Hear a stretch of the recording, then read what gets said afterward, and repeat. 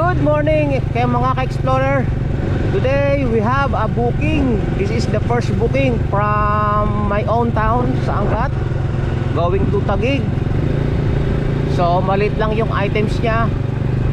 Pwede tayo mag double booking na naman for this morning. Wow, ganda. Magandang umaga ngayon.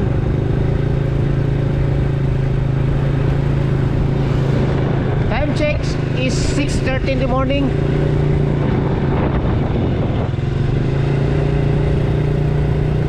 Sana makarami tayo ng book para maraming kita. Si Onin the Explorer. Go, go, go. Woohoo! So nakakuha tayo ng pang double booking mga ka-explorer. Mula sa Santa Maria sa may Chera, dadali natin ang Pasong Putik proper sa ano yan, sa Novaliches yan, yung Pasong Putik na yan. Malapit yan sa SM Fairview. So pupuntahan natin ang ating pang double booking for today.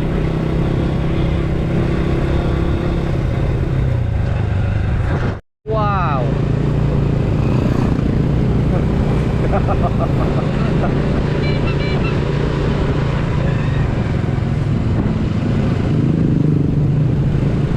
Konti lang ang sakay ng motor na to ah.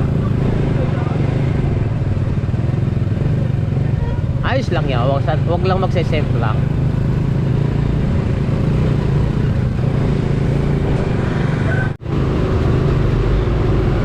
Mahigit isang oras ako naghintay sa customer. Hindi sumasagot sa tawag ko. Siguro mga 10 tawag na o mahigit pa. Hindi sila sumasagot. So tumawag ako dun sa nagpadala ng 4 o 5 beses. Sabi ko, sir, kontakin mo at ayaw sumagot nung recipient. Mahigit isang oras akong naghihintay sa kanya. So nag-decide ako, iniwanan ko na siya kasi may double booking dadalhin sa Taguig.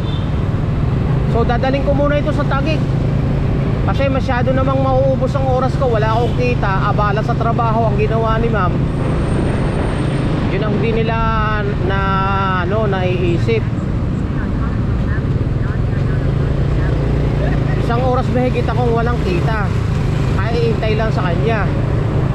So iniwanan ko na muna siya. I-deliver ko muna itong sa Taguig. At pagkatapos, pagdating sa Taguig, kukuha tayo ng booking papunta uli sa Novaliches o kahit dito man lang sa Commonwealth para bumalik uli dito sa nagpahintay sa atin ng mahigit isang oras. Talaga naman ma'am, mahalaga oras namin.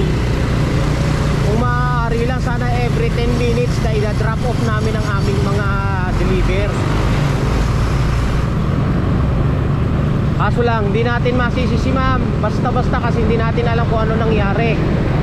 Baka mayroong importanteng nangyari o hindi natin alam kung bakit hindi siya sumasagot sa tawag natin ng ganong katagal. So mamaya update natin kayo ang aming usapan mamaya kung ano.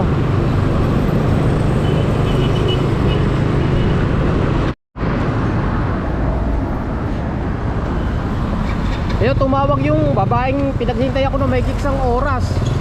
Hindi ko lang na-record. Mamaya pagbalik ko ron, saka ko na-record yung aming usapan.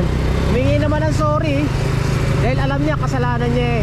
Magdadagdag na lang daw siya. Okay, update ko na lang kayo uli. Ito yung buhay Manila Life.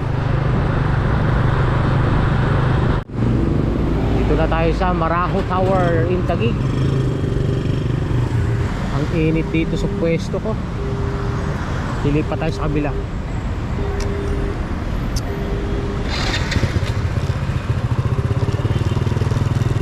Tayo matutuyo dito ah.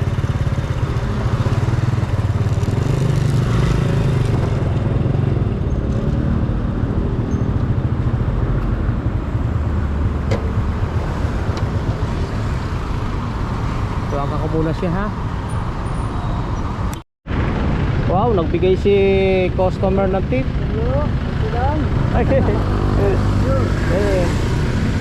Bali ang pamasahe natin is 292. Nagbigay siya ng 400. 1, 2, 3, 4. Yes! May sandaan yung tip sa atin ni ma'am. That is Manila life.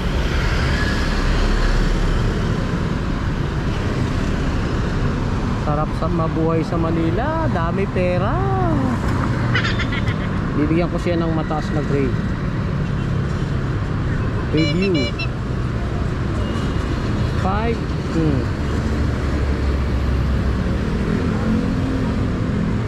Ito yung galing sa amin. Okay, ito naman ang nagpahintay sa akin ng napakatagal isang oras. So mamaya na raw ang kanyang booking. Okay lang, maghihintay siya.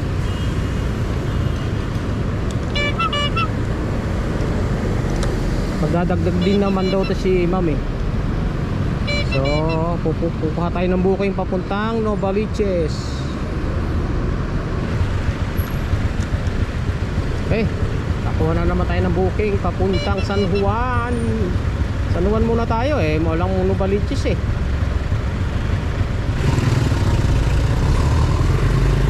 Kanan tayo dito, kanan tayo.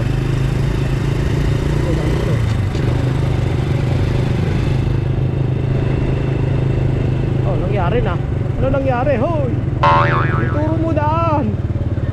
Upper McKinley, alam ko nandun eh, yung Upper McKinley. O, tama.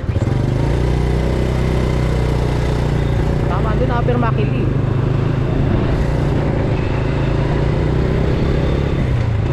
Itong dala-dala natin na Novaliches sana ang drop off, na hindi na i-drop off natin, eh mga damit lang to.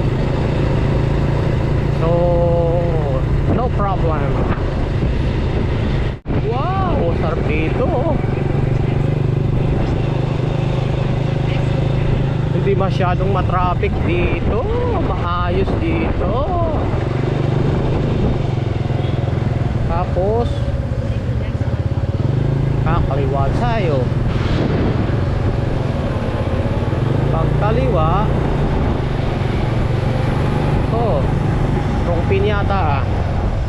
Teka, your destination is on the right. Mainit, mainit. Bang pangalan ng building na to. Oh, init.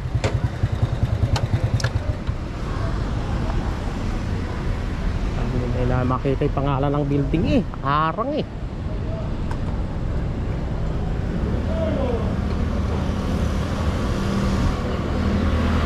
Jacob Prime nga to.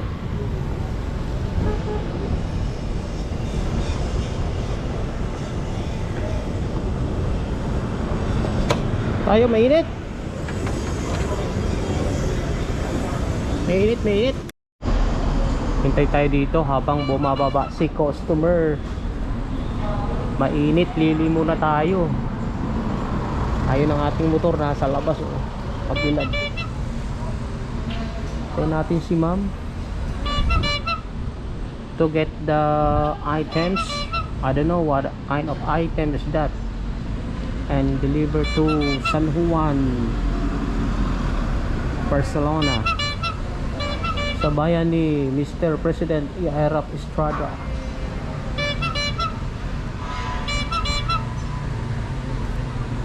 Ganda ng building na yan ah. Hindi masamang mangarap dyan ah. Pwede makakuha ng isang ano dyan, condo. Malay natin. So na-pick up na natin ang item. Arrive pick up point. Add photo. Tingnan natin ng konti. Okay, check. Confirm loading. Hey, ang tagal mo ah. Hey. Okay. Ayun. Paano ang ating ano? 100 68. Ganito lang kalit yan, 168 oh. Let's go. Ganun lang kadali kumita rito sa Manila. Manila Life. Delivery natin to sa bayan ni Mang Estrada, Joseph Estrada. Pindutin si mapa at ituturo ka niya sa bayan ni Mr. Estrada, Mr. President. For 21st Drive, then turn 21st right Drive. on 21st Drive. Woo! Let's go! Woohoo! Ang dali lang kumita. Namamasyal ka pa. Pwede, pwede.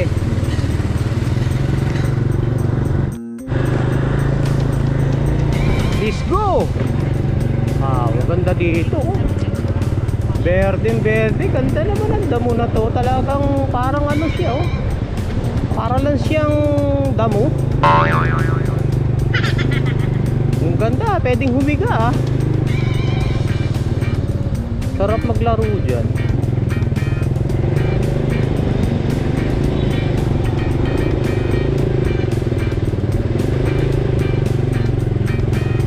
Sarap maglaro dyan, tagu-taguan.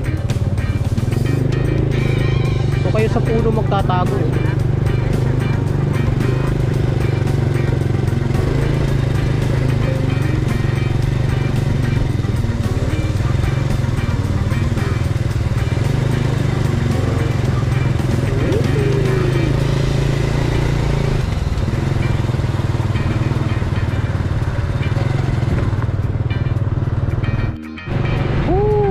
Sarap dito, mahangin.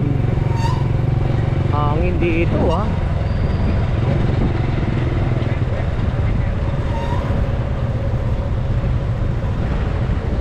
Pasyal. Gagaan lang na dinideliver natin. Tapos kikita na tayo ng 100. Kano yun? 68 ba yun? Nakalimutan ko na. Sandali lang yan. Ilang ano lang yan. Ilang kilometro lang yan. Wow. It's a American girl. I don't know if he is American or what.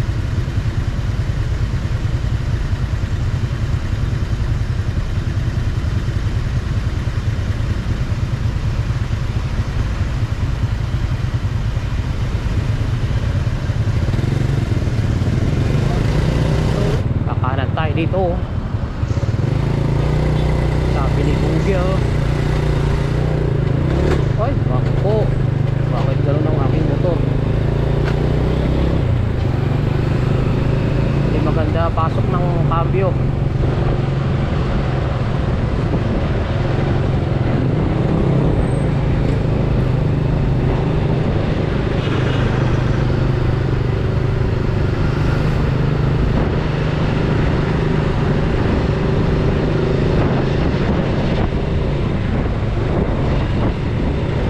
Bahay ni Pacquiao, hindi ko lang alam. Banda rito eh. Pinakita eh. I don't know. Where is the house of Pacquiao?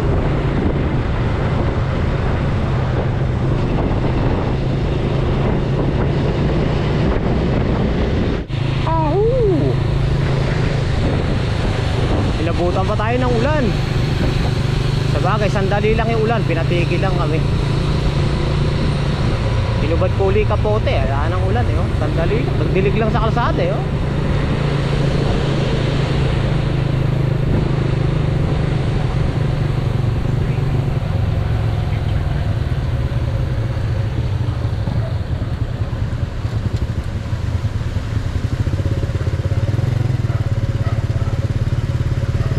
Mr. Estrada, hintay lang. Malapit na ako sa bayan mo.